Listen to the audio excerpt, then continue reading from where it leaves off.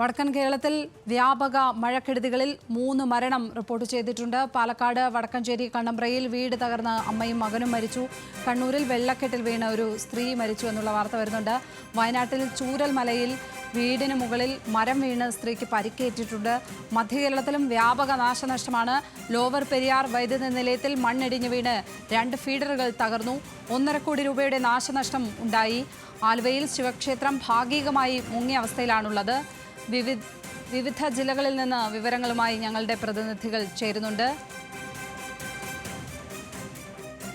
ആദ്യം ഇർഫാൻ ഇബ്രാഹിം സേട്ട് ചേരുകയാണ്. കോഴിക്കോട് നിന്ന് ഇർഫാൻ ചേരുന്നു. ഇർഫാൻ, കോഴിക്കോട് എന്താണ് മഴയുടെ സ്ഥിതി? ഇപ്പോഴും കനത്ത മഴ തുടരുകയാണോ? അവിടെ ജലാശയങ്ങളുടെ അവസ്ഥ എന്താണ് സ്ഥിതി കോഴിക്കോട്? ലക്ഷ്മി, കോഴിക്കോട് അതിശക്തമായ മഴയാണ് കോഴിക്കോട് ജില്ലയുടെ വിവിധ ഭാഗങ്ങളിൽ പെയ്യുന്നത്. വലിയ രീതിയിലുള്ള ജലനിരപ്പ് ഉയർന്നൊരു സാഹചര്യമുണ്ട്. ചാലിയാറിലും അതോടൊപ്പം തന്നെ ഇരവഞ്ഞിപ്പുഴയും കരകവിഞ്ഞൊഴുകുന്ന നിലയിലേക്ക് പോലും കാര്യങ്ങൾ പോകുന്നൊരു സാഹചര്യമാണ് കോഴിക്കോട് പൊതുവിലുള്ളത്. അതോടൊപ്പം തന്നെ പലയിടത്തും നാശനഷ്ടങ്ങളുണ്ടായിട്ടുണ്ട്. ഞാനിപ്പോൾ നിൽക്കുന്നത് ഫറോക്കിലാണ്. ഫറോക്കിൽ വീട് ഇടിഞ്ഞു വീഴുന്നൊരു സാഹചര്യമുണ്ട്. അതിശക്തമായ മഴയിൽ വീട് ഇടിഞ്ഞ് വീഴുകയായിരുന്നു. എന്നാൽ ആളപായമില്ല എന്നുള്ളത് വലിയ ഒരു ആശ്വാസം നൽകുന്ന കാര്യം തന്നെയാണ്. ഞാനിപ്പോൾ നിൽക്കുന്ന ആ ഒരു വീട് നിങ്ങൾക്ക് ദൃശ്യങ്ങളിൽ കാണാവുന്നത് പോലെ തന്നെ വലിയ രീതിയിലുള്ള ഒരു അപകടം തന്നെയാണ് നടന്നിട്ടുള്ളത്. ആളുകൾ ഇല്ലായിരുന്നു എന്നുള്ളത് അപകടത്തിൻ്റെ വ്യാപ്തി കുറച്ചിട്ടുണ്ട്. വീടിൻ്റെ മുൻഭാഗമാണ് തകർന്ന് വീണത്. ആളുകൾ ആ സമയത്ത് ഇന്ന് പുലർച്ചെയാണ് മഴയിൽ വീട് തകർന്നു വീണത്. ആ സമയത്ത് ആളുകൾ വീടിനകത്തുണ്ടായിരുന്നു എങ്കിൽ പോലും ആർക്കും അപകടങ്ങൾ പറ്റിയില്ല എന്നുള്ളത് വലിയ ആശ്വാസകരം തന്നെയാണ്. ആളുകളെ വീട്ടിൽ നിന്ന് മാറ്റി പാർപ്പിച്ചിട്ടുണ്ട്. അതോടൊപ്പം തന്നെ കോഴിക്കോട് ജില്ലയിൽ വിവിധ ഇടങ്ങളിൽ മരങ്ങൾ കടപുഴകി വീണും അപകടങ്ങളുണ്ടായിട്ടുണ്ട്. തലക്കത്തൂരിൽ പിന്നെ കിണറിടിഞ്ഞ് വീട് അപകടമുണ്ടായിട്ടുണ്ട്. എങ്കിൽ തന്നെയും ആളുകൾക്ക് വ്യാപകമായ പരിക്കുകളില്ല എന്നുള്ളത് വലിയ ആശ്വാസകരം തന്നെയാണ്. ജില്ലയിൽ പൊതുവിൽ മഴ അതിശക്തമായി തന്നെ തുടരുകയാണ്. താമരശ്ശേരി തുരത്തിൽ 6-ാം വളവിനും 7-ാം വളവിനും ഇടയിലായി മണ്ണിടിഞ്ഞ് വീഴുന്നൊരു സാഹചര്യം ഉണ്ടായിരുന്നു. അതോടൊപ്പം തന്നെ ഏറെ നേരം 1.5 മണിക്കൂറോളം ഗതാഗതം പുലർച്ചെ തടസ്സപ്പെട്ടു. പുലർച്ചെ 3:30 മണ്ണിടിച്ചിലുണ്ടായത്. 4:30 അല്ലെങ്കിൽ 5 മണിയോടുകൂടി ഗതാഗതം തടസ്സപ്പെട്ടത് പൂർണ്ണമായും പുനഃസ്ഥാപിക്കാൻ സാധിച്ചിട്ടുണ്ടായിരുന്നു. ജില്ലയിൽ പൊതുവിൽ ഇത്തരത്തിലൊരു സാഹചര്യമുണ്ട്. മണ്ണിടിച്ചിലിൻ്റെയും ഉരുൾപൊട്ടൽ ഭീഷണിയും ജില്ലയിൽ നിലനിൽക്കുന്നുണ്ട്. ജാഗ്രതാ നിർദ്ദേശം തീരദേശത്തുള്ളവർക്കും അതോടൊപ്പം തന്നെ മലയോര മേഖലയിൽ താമസിക്കുന്ന ആളുകൾക്കും ഒരുപോലെ നൽകിയിട്ടുണ്ട്. മത്സ്യത്തൊഴിലാളികളുടെ കടലിൽ ഇറങ്ങരുത് എന്ന ഒരു നിർദ്ദേശമാണ് മത്സ്യത്തൊഴിലാളികൾക്ക് നൽകിയിട്ടുള്ളത്. അതോടൊപ്പം തന്നെ ഉയർന്ന തിരമാലകൾക്കും ശക്തമായ കാറ്റിനും സാധ്യത ഉള്ളതുകൊണ്ട് തന്നെ മത്സ്യബന്ധനത്തിന് പോകുന്നതിന് നിരോധനം ഏർപ്പെടുത്തിയിട്ടുണ്ട്. ജില്ലയിൽ കൺട്രോൾ റൂമുകൾ തുറന്നിട്ടുണ്ട്. താലൂക്ക് അടിസ്ഥാനത്തിൽ എല്ലാ താലൂക്കുകളിലും താലൂക്ക് കേന്ദ്രങ്ങളിലും കൺട്രോൾ റൂമുകൾ തുറന്നിട്ടുണ്ട്. 1077 എന്ന അടിയന്തര സഹായത്തിനുള്ള നമ്പറുകളും ജില്ലാ ഭരണകൂടം നൽകിയിട്ടുണ്ട്. ഏത് അടിയന്തര സാഹചര്യത്തെയും നേരിടാൻ ജില്ലാ ഭരണകൂടവും ദുരന്ത നിവാരണ അതോറിറ്റിയും അതോടൊപ്പം തന്നെ പോലീസും ഫയർഫോഴ്സും ഉൾപ്പെടെയുള്ള സേനാ വിഭാഗങ്ങളും സജ്ജമാണ്. മരങ്ങൾ കടപുഴകി വീണ് വൈദ്യുതി ബന്ധം തടസ്സപ്പെടുന്ന ഒരു സാഹചര്യം കോഴിക്കോട് പൊതുവിലുണ്ട്. KSEB സമയബന്ധിതമായി ഇടപെട്ട് അപകടങ്ങൾ ഒഴിവാക്കാനുള്ള നിർദ്ദേശങ്ങളും ജനങ്ങൾക്ക് നൽകിയിട്ടുണ്ട്. ഇതാണ് കോഴിക്കോട് ജില്ലയിലെ പൊതുവിലുള്ള അവസ്ഥ. ലക്ഷ്മി, ഇർഫാൻ ഇബ്രാഹിം സേട്ടാണ് വിവരങ്ങൾ പങ്കുവച്ചത്. അവിടെ വീടിടിഞ്ഞിട്ടുണ്ട്. തലനാരിഴക്കാണ് ആളുകൾ രക്ഷപ്പെട്ടത്. കോഴിക്കോട് സഹിൻ ആന്റണി ആലുവയിൽ നിന്ന് ചേരുകയാണ്. സഹിൻ, ആലുവയിൽ ശിവക്ഷേത്രം ഏതാണ്ട് ഭാഗികമായി മുങ്ങിയ അവസ്ഥയിൽ. കൊച്ചിയിലെ വെള്ളക്കെട്ട് ഏത് വിധത്തിലാണ് ഇപ്പോഴുള്ളത്? ലക്ഷ്മി സൂചിപ്പിച്ചതുപോലെ തന്നെ നമ്മളിപ്പോൾ നിൽക്കുന്നത് പെരിയാറിൻ്റെ തീരത്തിലുള്ള ശിവക്ഷേത്രത്തിലാണ്. ഈ കാണുന്നത് പോലെ ശിവക്ഷേത്രം ഭാഗികമായി മുങ്ങി നിൽക്കുന്ന ഒരു സ്ഥിതിയാണുള്ളത്. കാരണം പെരിയാറിലേക്ക് ക്രമാതീതമായി വെള്ളം വർദ്ധിക്കാൻ തുടങ്ങിയിരിക്കുന്നു എന്നുള്ളതാണ്. അതുകൊണ്ട് തന്നെ പെരിയാറിൻ്റെ തീരത്തിലുള്ള ആളുകളോട് ജാഗ്രതാ നിർദ്ദേശം കൃത്യമായി തന്നെ നൽകിയിട്ടുണ്ട്. അവരോട് അവിടെ നിന്നും കഴിയാവുന്നതും ആളുകളോട് മാറി താമസിക്കുവാനാണ് ആവശ്യപ്പെട്ടിരിക്കുന്നത്. കാരണം ഈ കാണുന്നത് പോലെ തന്നെ വെള്ളത്തിൻ്റെ അളവ് കൂടിക്കൂടി വരികയാണ്. പ്രത്യേകിച്ചും പെരിയാറിൻ്റെ തീരങ്ങളിൽ സാധാരണ മുൻവർഷങ്ങളിലെല്ലാം നമുക്കറിയാവുന്നതുപോലെ തന്നെ അപകടങ്ങൾ പതിവാകുന്ന ഒരിടം കൂടിയാണ്. അതുകൊണ്ട് തന്നെയാണ് ഇത്തരത്തിലുള്ള ഒരു ജാഗ്രതാ നിർദ്ദേശം നൽകിയിരിക്കുന്നത്. ഇപ്പോൾ ഈ കാണുന്നത് പോലെ ശിവക്ഷേത്രം ഭാഗികമായി മുങ്ങിയിരിക്കുന്നു എന്നുള്ളത് തന്നെയാണ്. എന്തായാലും ഞാൻ നേരത്തെ സൂചിപ്പിച്ചതുപോലെ എറണാകുളം ജില്ലയിൽ ആകമാനം മഴയിലും കാറ്റിലും വ്യാപകമായ നാശനഷ്ടമാണ് ഉണ്ടായിരിക്കുന്നത്. ഇന്നലെ മരം മിക്കയിടങ്ങളിലും കടപുഴകി വീഴുന്ന ഒരവസ്ഥയാണ് ഉണ്ടായത്. മരട്, തൃപ്പൂണിത്തറ, പള്ളുരുത്തി, തോപ്പമ്പടി ഭാഗങ്ങളിലെല്ലാം തന്നെ മരം കടപുഴകി വീണ് ഗതാഗതം കാര്യമായി തന്നെ സ്തംഭിക്കുകയുണ്ടായി. പറവൂരിൽ 2 വീടുകൾ ഭാഗികമായി തകരുകയാണ് ഉണ്ടായത്. ഭാഗ്യമെന്ന് പറയാം, അവിടെ ആളുകളാരും തന്നെ ഉണ്ടായിരുന്നില്ല. അതുകൊണ്ട് മറ്റ് ഒന്നും ഉണ്ടായില്ല എന്നുള്ളത് തന്നെയാണ് എടുത്തു പറയേണ്ടത്. ഒപ്പം തന്നെ കോതമംഗലത്തും ഇത്തരത്തിൽ തന്നെയാണ്. കോതമംഗലത്ത് മരം വീണ് വീടുകൾക്ക് കേടുപാടുകൾ സംഭവിച്ചിട്ടുണ്ട്. എന്തായാലും നാശനഷ്ടം കാര്യമായി തന്നെ ജില്ലയിൽ ഉണ്ടായിട്ടുണ്ട് എന്നുള്ളത് തന്നെയാണ് വിലയിരുത്തപ്പെടുന്നത്. എറണാകുളം ജില്ലയുടെ അല്ലെങ്കിൽ കൊച്ചി നഗരത്തിൻ്റെ അവസ്ഥ എടുത്ത് നോക്കിയാൽ വെള്ളക്കെട്ട് പലയിടങ്ങളിലും രൂപപ്പെട്ടിട്ടുണ്ട്. ഇന്ന് രാവിലെ മുതൽ മഴ മാറി നിൽക്കുകയായിരുന്നു. അതുകൊണ്ട് തന്നെ വെള്ളക്കെട്ടിന് ഒരു ശമനമുണ്ടായിരുന്നു. ഇപ്പോൾ മഴ വീണ്ടും പെയ്യാൻ തുടങ്ങിയിരിക്കുകയാണ്. വീണ്ടും ഗതാഗത കുരുക്ക് പലയിടങ്ങളിലും അനുഭവപ്പെടാനും തുടങ്ങിയിട്ടുണ്ട്. നേരത്തെ തന്നെ റോഡിന് കുറുകെ മരം വീണതിനാൽ പല ഭാഗങ്ങളിലും, പ്രത്യേകിച്ചും നമ്മളിപ്പോൾ നിൽക്കുന്ന ആലുവയിലെല്ലാം തന്നെ കാര്യമായി തന്നെ വെള്ളക്കെട്ടുണ്ടായിരുന്നു. ഇപ്പോൾ നമ്മൾ നിൽക്കുന്ന പെരിയാറിൻ്റെ തീരങ്ങളിൽ ആളുകളെ മാറ്റിപ്പാർപ്പിക്കുകയും ചെയ്യുന്നുണ്ട്. കാരണം വെള്ളത്തിൻ്റെ അളവ് ഇനിയും വർദ്ധിക്കാനുള്ള സാധ്യത തള്ളിക്കളയുന്നില്ല. അതുകൊണ്ട് തന്നെയാണ് ആളുകളോട് ഇവിടെ നിന്നും മാറി താമസിക്കാൻ ആവശ്യപ്പെട്ടിരിക്കുന്നതും. എന്തായാലും നേരത്തെ ഞാൻ പറഞ്ഞതുപോലെ തന്നെ ജില്ലയിലാകമാനം കാര്യമായി തന്നെ നാശനഷ്ടങ്ങൾ ഉണ്ടായിട്ടുണ്ട് ഇന്നലെയും ഇന്നുമായി പെയ്യുന്ന മഴയിൽ എന്ന് തന്നെ പറയേണ്ടി വരും. ലക്ഷ്മി, കൊച്ചിയിലെ കാര്യങ്ങളാണ് സഹിൻ ആന്റണി റിപ്പോർട്ട് ചെയ്തത്. ഇപ്പോൾ അനഘ റീജ ഭരതൻ വയനാട് നിന്ന് ചേരുകയാണ്. അനഘ, ചൂരൽമലയിൽ വീടിന് മുകളിൽ കവുങ്ങ് വീണ് സ്ത്രീക്ക് പരിക്കേൽക്കുന്ന സ്ഥിതി ഉണ്ടായിട്ടുണ്ട്. ഇപ്പോഴും വയനാട്ടിൽ കനത്ത മഴ തുടരുകയാണോ? ഈ മഴക്കെടുതികൾ സംബന്ധിച്ച് ഇപ്പോൾ നമുക്ക് ലഭിക്കുന്ന വിവരങ്ങൾ എന്തൊക്കെയാണ്?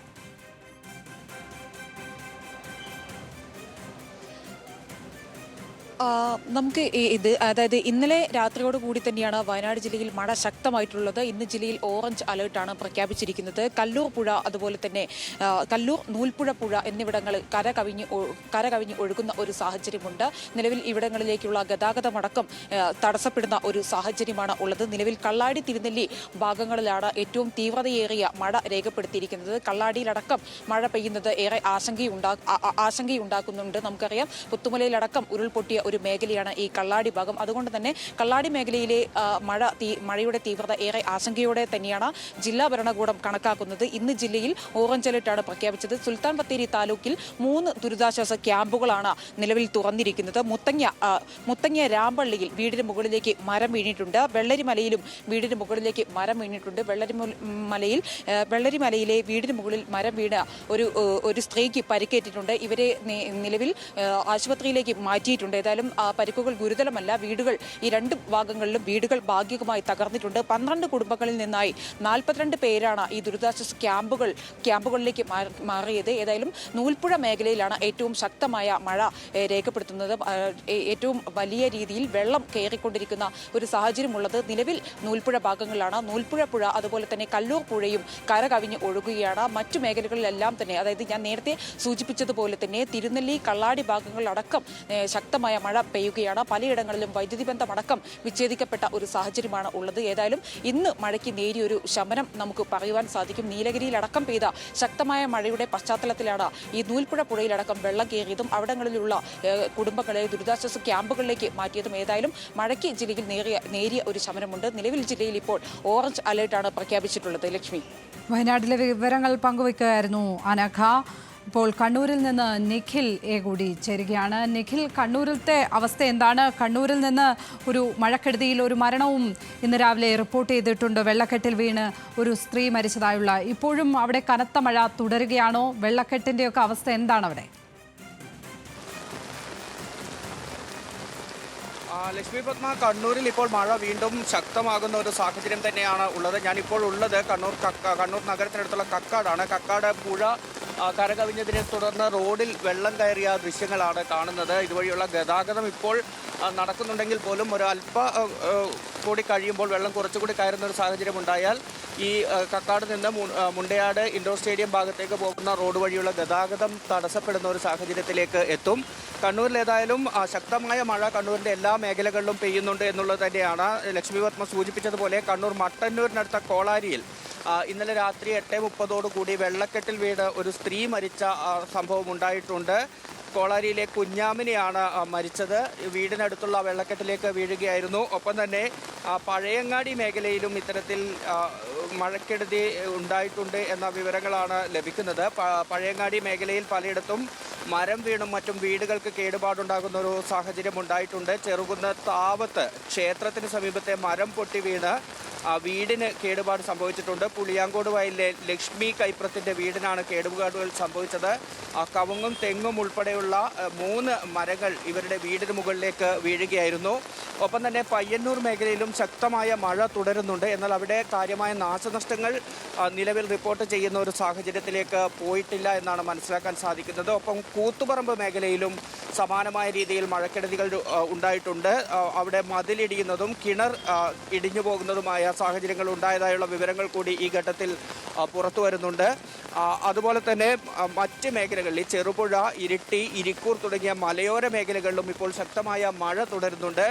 ഒപ്പം തന്നെ മഴയ്ക്കൊപ്പം തന്നെ ശക്തമായ കാറ്റ് അനുഭവപ്പെടുന്ന ഒരവസ്ഥയാണ് ജില്ലയിലുള്ളത്. ഇതുകൊണ്ട് തന്നെ ജാഗ്രതാ നിർദ്ദേശം ഇന്നലെ തന്നെ ജില്ലാ ഭരണകൂടം പുറപ്പെടുവിച്ചിട്ടുള്ളതാണ്. ഏതായാലും ജില്ലയുടെ എല്ലാ ഭാഗത്തും മഴ ഇപ്പോൾ ശക്തമായി പെയ്യുകയാണ്. രാവിലെ മഴ അല്പം മാറി നിൽക്കുന്ന ഒരു സാഹചര്യം ഉണ്ടായിരുന്നെങ്കിൽ പോലും ഇപ്പോൾ വീണ്ടും മഴ ശക്തമാവുകയാണ്. ജില്ലയിൽ നിലവിൽ ഇന്ന് ഓറഞ്ച് അലർട്ടാണ് പ്രഖ്യാപിച്ചിട്ടുള്ളത്. ഈ കക്കാട് റോഡിന് പുറമെ വെള്ളക്കെട്ട് ജില്ലയുടെ വിവിധ ഭാഗങ്ങളിൽ ഇത്തരത്തിൽ വെള്ളക്കെട്ട് രൂപപ്പെടുന്ന ഒരു സാഹചര്യം ഉണ്ടായിട്ടുണ്ട്. കണ്ണൂർ നഗരത്തിൽ പഴയ ബസ് സ്റ്റാൻഡിന് സമീപത്തെ അണ്ടർപാസിൽ സ്ഥിരമായി ഉണ്ടാകുന്നതാണെങ്കിൽ പോലും മഴ നിർത്താതെ ഇന്നലെ പെയ്ത സാഹചര്യത്തിൽ ഇത്തവണയും അവിടെ വെള്ളക്കെട്ട് രൂപപ്പെട്ടിട്ടുണ്ട്. വാഹനങ്ങൾ പോകുന്നതിന് ബുദ്ധിമുട്ടുണ്ടാകുന്നു. നഗരത്തിലെ ഗതാഗത കുരുക്കിനും ഇത് കാരണമാകുന്നുണ്ട്. ഒപ്പം തളിപ്പറമ്പ് മേഖലയിലും മഴ ശക്തമായി പെയ്യുന്നു എന്ന് തന്നെയാണ് നമുക്ക് ലഭിക്കുന്ന വിവരം. ഏതായാലും ശക്തമായ കാറ്റ് കൂടി അനുഭവപ്പെടുന്ന സാഹചര്യത്തിൽ വലിയ ജാഗ്രത പാലിക്കണമെന്ന് തന്നെയാണ് ജില്ലാ ഭരണകൂടം നിർദ്ദേശം നൽകിയിരിക്കുന്നത്. വെള്ളക്കെട്ടുകൾ പലയിടത്തും രൂപപ്പെട്ട സാഹചര്യത്തിൽ അത്തരത്തിലുള്ള ജാഗ്രത കൂടി വേണമെന്ന നിർദ്ദേശവും നൽകിയിട്ടുണ്ട്. ലക്ഷ്മി പത്മ. നിഖിലാണ് കണ്ണൂരിലത്തെ വിവരങ്ങൾ പങ്കുവച്ചത്. ഇപ്പോൾ ഇടുക്കിയിൽ നിന്ന് ആൽവിൻ കൂടി ചേരുകയാണ്. ആൽവിൻ, എന്താണ് ഇടുക്കിയിലെ സ്ഥിതി? സാധാരണ ചെറിയ മഴ പെയ്യുമ്പോഴേക്കും അവിടെ പലയിടങ്ങളിലും മണ്ണിടിച്ചിലും ഒക്കെ അനുഭവപ്പെടുന്ന സ്ഥലമാണ്. ഈ കഴിഞ്ഞ ഒരു മാസത്തിനിടയ്ക്ക് തന്നെ അത്തരം വാർത്തകൾ ഒരുപാട് അവിടെ നിന്ന് ആൽവിൻ റിപ്പോർട്ട് ചെയ്തിട്ടുമുണ്ട്. ഈ ശക്തമായ മഴ പെയ്യുമ്പോൾ ഇടുക്കിയിലെ സ്ഥിതി എന്താണ്? ഇപ്പോൾ ഡാമുകളുടെ അവസ്ഥ എന്താണ്? ഡാമുകൾ ഏതൊക്കെ തുറന്നു വിടാൻ ഉദ്ദേശിക്കുന്നുണ്ട്? അതല്ലെങ്കിൽ അത്തരത്തിലുള്ള വാർത്തകൾ വരുന്നുണ്ടോ? കഴിഞ്ഞ മണിക്കൂറുകളിൽ ഇടുക്കി ജില്ലയിൽ പെയ്ത അതിശക്തമായ മഴയിലും വലിയ കാറ്റിലും ഏതാണ്ട് വലിയ തോതിലുള്ള നാശനഷ്ടം ഉണ്ടായിട്ടുണ്ട്. പലയിടങ്ങളിലും മണ്ണിടിയുകയും അതോടൊപ്പം തന്നെ മരം കടപുഴകി വീഴുകയും ചെയ്തിട്ടുണ്ട്. ഇതിൽ ഏറ്റവും പ്രധാനം ലോവർ പെരിയാർ വൈദ്യുതി നിലയത്തിലേക്ക് മണ്ണിടിഞ്ഞു വീണതാണ്. ലോവർ പെരിയാർ വൈദ്യുതി നിലയത്തിൽ പാറക്കെട്ടുകളും അതോടൊപ്പം തന്നെ മണ്ണിടിഞ്ഞു വീണതിനെ തുടർന്ന് 2 ഫീഡറുകൾക്ക് തകരാർ സംഭവിച്ചിട്ടുണ്ട്. ഈ വൈദ്യുതി ഉൽപാദനം ഇപ്പോൾ നിലച്ചിരിക്കുകയാണ്. അവിടെ 2 ഫീഡറുകൾക്കാണ് ഈ തകരാർ സംഭവിച്ചിട്ടുള്ളത്. ആ സമയം ഈ മണ്ണിടിഞ്ഞ് വീഴുന്ന സമയത്ത് തൊഴിലാളികൾ അവിടെ ഉണ്ടായിരുന്നു. അവർ തലനാരിഴക്കാണ് രക്ഷപ്പെട്ടത് എന്നതും ശ്രദ്ധേയമാണ്. ഏതാണ്ട് 1.5 കോടി രൂപയുടെ പ്രാഥമികമായ നഷ്ടമാണ് ഇപ്പോൾ KSEB കണക്കാക്കിയിട്ടുള്ളത് എന്നുള്ളതാണ് നമുക്ക് ലഭിക്കുന്ന വിവരം. അതോടൊപ്പം തന്നെ പലയിടങ്ങളിലും ഇടുക്കി കഞ്ഞിക്കുഴിയിൽ പൊന്നയാർ ആറാം കൂപ്പിൽ വീടിന് മുകളിൽ മണ്ണിടിഞ്ഞ് വീട് ഭാഗികമായി തകർന്നു. ഉടുമ്പൻചോലയിൽ മണത്തൊട്ടിൽ മരം വീണ വീട് ഭാഗികമായി തകർന്നു. മണത്തോട് സ്വദേശി സുരേഷിന്റെ വീടാണ് തകർന്നത്. ഷീറ്റ് തകർന്ന് ഈ ആസ്ബറ്റോ ഷീറ്റ് തകർന്ന് ദേഹത്തേക്ക് പതിച്ച സുരേഷിന്റെ ഭാര്യ മഹാലക്ഷ്മിക്ക് പരിക്കേറ്റിട്ടുണ്ട്. പരിക്ക് ഗുരുതരമല്ല, എന്നാലും പരിക്കേറ്റിട്ടുണ്ട്. അതോടൊപ്പം തന്നെ പലയിടങ്ങളിലും മണ്ണിടിച്ചിൽ അതോടൊപ്പം തന്നെ മരം കടപുഴകി വീഴുന്ന സംഭവങ്ങൾ ഉണ്ടായിട്ടുണ്ട്. കൊട്ടാരക്കര ഡിണ്ടിഗൽ ദേശീയപാതയിൽ ഇടുക്കി പീരിമേട് മത്തായിക്കൊക്കയ്ക്ക് സമീപത്താണ് വലിയ വെള്ളക്കെട്ട് രൂപപ്പെടുകയും സംരക്ഷണ ഭിത്തി ഇടിഞ്ഞു വീഴുകയും ചെയ്തത്. റോഡിന്റെ താഴ്ഭാഗത്തായിട്ടുള്ള സംരക്ഷണ ഭിത്തി കൂടി ഇടിഞ്ഞിട്ടുണ്ട് എന്നുള്ളതാണ് ഇപ്പോൾ അവിടെ നിന്നുള്ള വിവരം. അവിടെ വാഹനങ്ങൾ നിയന്ത്രണത്തോടെയാണ് ഇപ്പോൾ നാട്ടുകാർ കടത്തിവിടുന്നത്. അങ്ങോട്ടേക്ക് ഫയർ ആൻഡ് റെസ്ക്യൂ ടീമും പോലീസ് സംഘവും ഉടൻ തന്നെ എത്തും എന്നുള്ളതാണ് നമുക്ക് അറിയാൻ കഴിയുന്നത്. അതോടൊപ്പം തന്നെ കൊച്ചി ധനുഷ്കോടി ദേശീയപാതയിൽ കരടിപ്പാറയ്ക്ക് സമീപം മണ്ണിടിഞ്ഞു വീണിട്ടുണ്ട്. ഇവിടെ ഗതാഗതം താൽക്കാലികമായി പുനഃസ്ഥാപിക്കാൻ സാധിച്ചിട്ടുണ്ട്. അതോടൊപ്പം തന്നെ മാട്ടുപ്പെട്ടി ടീ ഫാക്ടറിക്ക് സമീപം വലിയ തോതിൽ മണ്ണിടിച്ചിൽ ഉണ്ടായിട്ടുണ്ട്. ഇവിടെ ഗതാഗത തടസ്സം മണിക്കൂറുകളോളം ഉണ്ടായിരുന്നു. രാജാക്കാട് മയിലാടുംപാറ റൂട്ടിലും വിവിധയിടങ്ങളിൽ മണ്ണിടിഞ്ഞു വീണും അതോടൊപ്പം തന്നെ വൈദ്യുതി പോസ്റ്റുകൾ ഒടിഞ്ഞു വീഴുകയും സംഭവം ഉണ്ടായിട്ടുണ്ട്. ഡാമുകളുടെ കാര്യം പറയുകയാണെങ്കിൽ മലങ്കര ഡാമിന്റെ ഷട്ടറുകളാണ് തൊടുപുഴ ലോവർ ഡാമായ മലങ്കര ഡാമിന്റെ ഷട്ടറുകളെല്ലാം തന്നെ ഉയർത്തിയിട്ടുണ്ട്.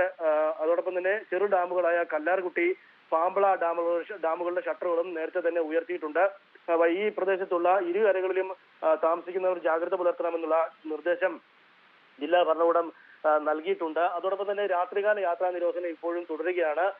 ഇന്നിപ്പോൾ പകലായ ശേഷം ഇപ്പോൾ മഴയ്ക്കൊരു നേരിയ ശമനമുണ്ട് എങ്കിൽ പോലും അടുത്ത 3 മണിക്കൂറിൽ അതിശക്തമായ മഴയ്ക്കും കാറ്റിനും സാധ്യതയുണ്ട് എന്നുള്ളതാണ് കാലാവസ്ഥാ നിരീക്ഷണ വകുപ്പ് അറിയിച്ചിട്ടുള്ളത്. അതുകൊണ്ട് തന്നെ നിതാന്ത ജാഗ്രത ആളുകൾ പുലർത്തേണ്ടതുണ്ട്.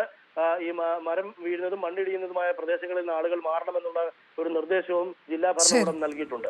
ലോവർ പെരിയാർ വൈദ്യുത നിലയത്തിൽ മണ്ണിടിച്ചിൽ ഉണ്ടായി. പാറക്കല്ലുകൾ വീണ് 2 ഫീഡറുകൾ തകർന്നു എന്നാണ് അവിടെ നിന്ന് ആൽവിൻ റിപ്പോർട്ട് ചെയ്യുന്നത്. തൊഴിലാളികൾ അവിടെ രക്ഷപ്പെട്ടത് തലനാരിഴയ്ക്കാണ്. ഏതാണ്ട് 1.5 കോടിയോളം രൂപയുടെ നഷ്ടം അവിടെ ഇടുക്കിയിൽ മാത്രം സംഭവിച്ചു എന്നാണ് അവിടെ നിന്നും ആൽവിൻ ഇപ്പോൾ റിപ്പോർട്ട് ചെയ്യുന്നത്.